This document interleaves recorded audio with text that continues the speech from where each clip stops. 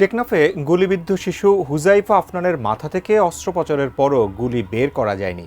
ঝুঁকি থাকায় আপাতত গুলি বের করার সিদ্ধান্ত থেকে সরে এসেছেন চিকিৎসকরা।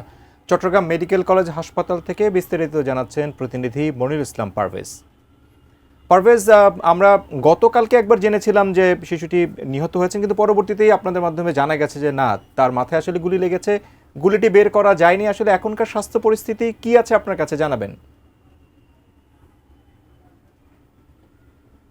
সাগর, প্রথমে জানিয়ে রাখি, হুজাইফা আফনান তৃতীয় শ্রেণীর যে শিক্ষার্থী, সে গুলিবিদ্ধ হওয়ার পরে তাকে যখন এই হাসপাতালে নিয়ে আসা হয়, এরপরে তার একটি প্রথম অস্ত্রোপচার করা হয়। এরপর তার খুলিটি খুলে কিন্তু ফ্রিজে রাখা হয়েছে। এখন যে অবস্থা, তার গুলিটি যে জায়গায় রগ রয়েছে, সেই রগটি যদি কোনোখানে ক্ষতিগ্রস্ত হয়, অতিরিক্ত রক্তক্ষরণ, সে কিন্তু মারা যেতে পারে। তবে এই গুলির বিষয়ে আমরা দেখেছি যে অনেকে বলছেন যে টেকনাফ 3 কিলোমিটার দূর থেকে গুলিটি সে মাথায় লেগেছে। আসলে সে ধরনের কোনো ঘটনাই ঘটেনি। আমরা শিশুর চাচাকে পেয়েছি, ওনার সাথে কথা বলছি, আমরা একটু ওনাকে যুক্ত করে নিচ্ছি। ওসমান রয়েছেন।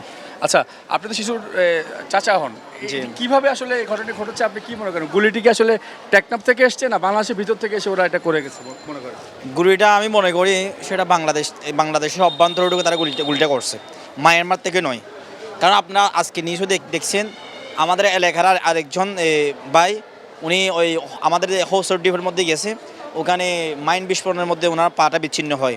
কারণ আপনারা সেই কথাটা আপনি বলেন, যদি ওই মায়ানমার থেকে যদি গুলিটা ছোড়া হয়, আমাদের দেশে ঢুকার সাথে সাথে গুলিটা নর্মাল হয়ে যাবে, কিন্তু গুলিটা নর্মাল হয়ে যায়।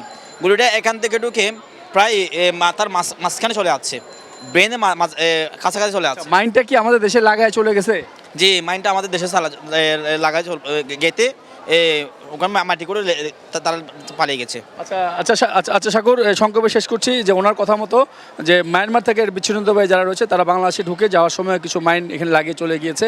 তবে সবাই কিন্তু বিজেপিকে আরও সতর্ক অবস্থানে থেকে এগুলো একটু দেখভাল করার আহ্বান জানিয়েছে। আর শিশুটির অবস্থা বর্তমানে আশঙ্কাজনক অবস্থায়, সে আইসিইউতে ভর্তি রয়েছে।